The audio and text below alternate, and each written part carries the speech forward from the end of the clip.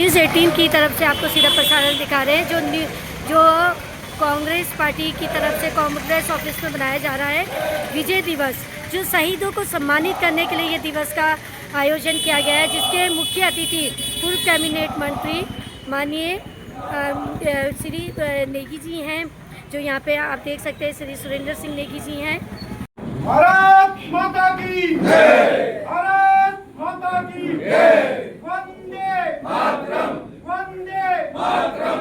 देश पर मर मिटने वाले अमीर शहीदों की जय हो, देश पर मर मिटने वाले अमर शहीदों की जय हो। भारत माता की जय, भारत माता की जय, भारत माता की जय। वंदे कांग्रेस पार्टी जिंदाबाद, कांग्रेस पार्टी जिंदाबाद। इंदिरा गांधी अमर रहे, अमर रहे, अमर रहे। देश पर मर मिटने वाले वीर शहीदों की जय हो, देश पर मर मिटने वाले वीर शहीदों की। खून से जमीन पर फकीर किस तरफ आन पाए, ओ रावण कोई तोड़ दो हाथ, तोड़ दो हाथ। अगर हाथ उठने लगे छू न पाए न सीता का दामन कोई।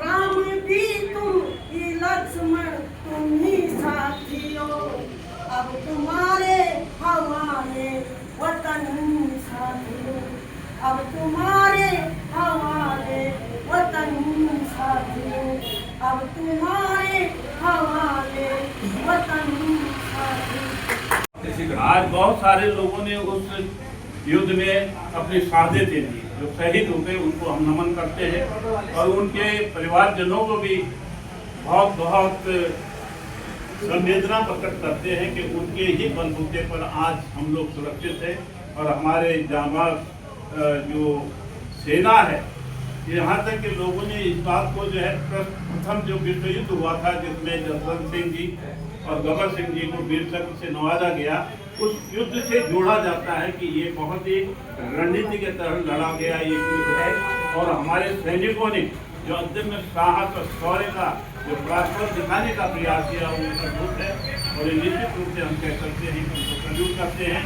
तमाम लोगों को जो आज हमारे बीच में नहीं है उनको स्मरण करते हुए श्रद्धासुमन अर्पित करते हैं और हम सब लोगों को हमेशा याद रखना चाहिए कि कैसे यहाँ पर जनप्रतिनिधि होनी चाहिए।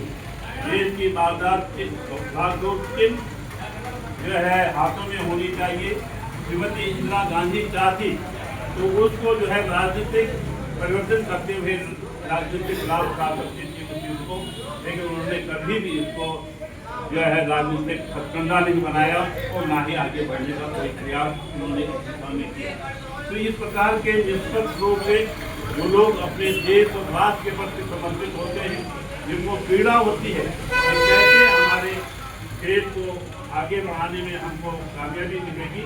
और जब मालिक साहब को उन्होंने कहा था कि कम से कम समय में इसको आपको समाप्त करना है, इसको मिलना है, तो ये भावना स्वाभाविक रूप से उस महिला की है कि जिन्होंने ये दर्शाने का भी प्रयास किया, अपनी भावनाओं को बताने का प्रयास किया कि कहीं हमारे देशवासी इस आर्थिक तंगी में तो नहीं जाएंगे जिसकी वजह से हमको लंबा सफर करना करें।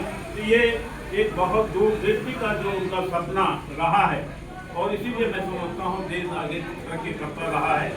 अब शायद उसे हमारे हिंदुस्तान की पद्धति ये बहुत पुरानी थी।